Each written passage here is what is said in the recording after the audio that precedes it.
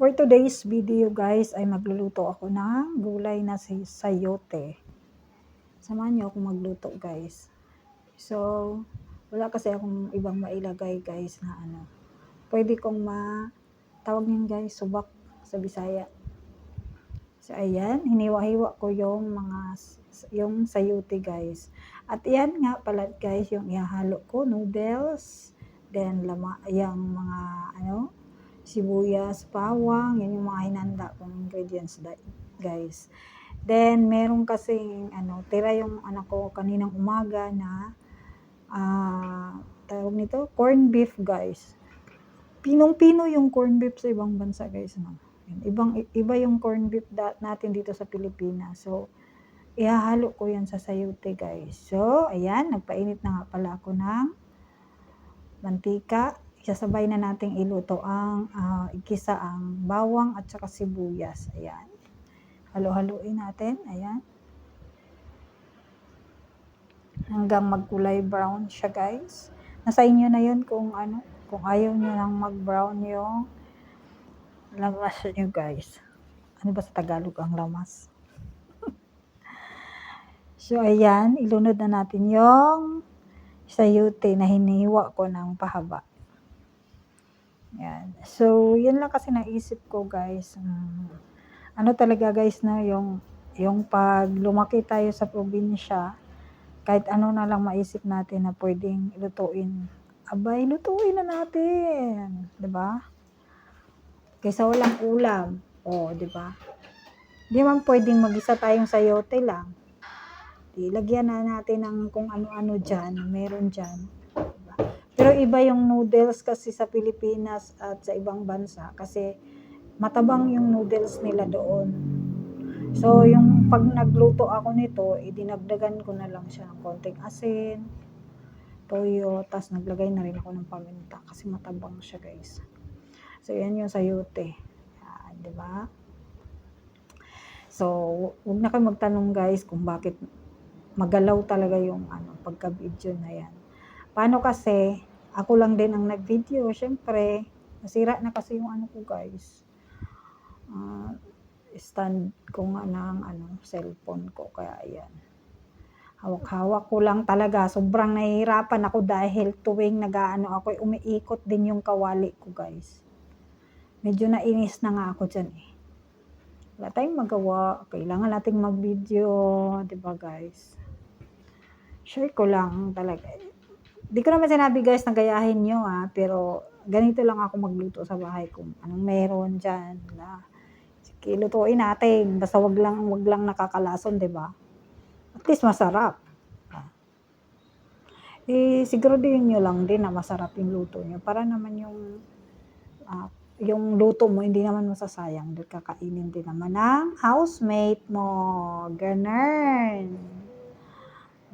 Pero sabi naman ng housemate ko guys, masarap naman daw. Siyempre, wala siyang choice. Hindi, talaga guys, masarap talaga siya. Ayun yung corn beef. Tingnan niyo naman yung corn beef guys. Ano siya? Pinong-pino. Ayan, di ba? Kasi yung kapatid ng mister ko guys, binigyan, sa package galing yan. Yung padala siya ng yun, pinaghahati-hatian namin. Ayaw naman ng mister ko na pure talaga na corn beef guys, yung igisa mo lang, ganun. Ayaw niya, kasi yung nila doon maalat. Kaya gusto niya ihalo daw sa gulay. O sige, halo natin sa gulay. Para medyo matagal-tagal din. Kasi yung luto kong yan guys, sa pananghalian hanggang hapunan na yan. So, ganun lang, discarding bahay, syempre. Mahal kaya bumili ng ulam guys. At saka hindi maganda yung panay. Kain mo ng mga karne-karne dyan sa labas. Yung mga dyan, nabibili, hindi maganda. At saka pag bumili ka rin ng mga gulay dyan sa labas, mahal. Kaya maganda pa, ikaw na lang magluto. Diba? At saka hindi kami masyadong kumakain ng guys. Yung mga karne-karne. Kasi nagda-diet yung mister ko. Mataas ang sugar niya. Kasi yung isang kasi buwan, nakaraang buwan, panay ang namin, kaya umabot ng 300 yung sugar niya. kailangan namin mag-diet. Samahan ko siya mag-diet guys, para hindi naman din siya So, ayan na guys. Diba? Takpan natin yan.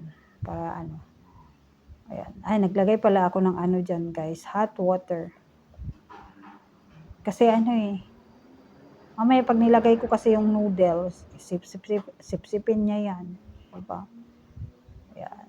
Ayan. Kailangan natin siyang i-mekos din. Para yung lumambot naman yung ibang sayote na nasa ibabaw. Diba? Paghaluin natin. Ayan. Dahan-dahan lang kasi yung kawali sumasabay sa luwag. Ang tawag niyan sa guys? Bisaya, luwag. Ano yan sa Tagalog? Sukgay. Ayan, diba? Ayan, naglagay ako ng konting asin. Kasi ko parang matabang. Then, ayan. Maglalagay din tayo ng toyo dyan, guys. Kasi sobrang tabang niya talaga, guys. Sobrang tabang niya. Ayan. Para magkalasa naman siya. Diskarte na lang. Ayan. Marami kaming kakain yan, guys. Kaya, sobrang marami yung, ko yan. 3 sayote na malalaki yung hiniwak ko. So, yan. Diba? Ganun lang. Takpan natin. Antayin natin siyang kumulo. So, ayan. Kumulo na siya. So, need na naman natin siyang lagyan ng noodles. Yan, lagyan natin siya ng noodles. Kasi medyo malambot na yung sayote, guys. Ayoko nang masyadong malambot yung gulay. Kaya, ayan, nilagay ko na siya kahit hindi pa siya masyadong malambot. Kasi gusto ko half cook yung gulay, guys. Ayoko nang ayoko na malambot. Gusto ko ng half cook. So, ayan. Oh, ayan. Diba? Tumambling pa yung cellphone ko, guys. Hindi ako marunong mag-cut, guys. Hayaan na lang. Kayo na mag-adjust. Ayan. Nilagay ko na yung ingredients ng noodles. Yung parang niya. Panlasa niya. Ayan. Nilagay ko na lahat. Ayan. Habang mikos-mikos natin. Sumasabay-sabay pa yung ko. Ayan. May simplang-simplang. Ganun talaga. Kailangan natin magtiis. Diba? Para kahit papano, maawa naman sa atin si YouTube. Ayan. And guys, paalala, huwag niyong skip ang ads. Para naman guys, parang dagdag naman sa aking revenue guys. Maawa naman kayo sa akin guys. Ayan, lagyan natin yung toyo. Toyo. Hindi toyo. Toyo. Ayan. So, diba? Kasi maputla siya guys eh. Lagyan natin ng toyo para magkalasa at hindi rin siya maputla. Ayan. Kasi pag maputla, para siyang nahulog. Tapos, namutla. So, ayan. Titikman natin. Medyo kulang ang lasa. So, magdadagdag tayo dyan, guys. Diskarte lang. Hindi tayo pwedeng makontento pag sa ulam lang. Pag tingin mo hindi maganda, medyo kulang sa timpla, lagyan natin ng timpla. Hindi kailangan maghanap, guys. Diba? Gumawa ka na lang ng paraan para magstay. Ganun. Huwag maghanap ng paraan. Huwag maghanap sa iba. No? Dumiskarte ka para magstay. Diba? Ayan. So, ayan. Gumagalaw-galaw pa. Siyempre, mag-isa lang ako, diba? Kayo mag-adjust, guys. Yan, imikos-mikos natin. Mekos. Ayan. Imekos lang ng imekos. Para maghalo ang balat at sibuyas. Charot. So, ayan. Patikim-tikim lang. Patikim-tikim. hanggang mahuli ang lasa. Ayan. So, ayan. Nanginginig-nginig pang aking video, guys. Dahil magalaw ang aking kamay. So, ayan, imikos-mikos lang natin yan siya, guys. Mikos-mikos.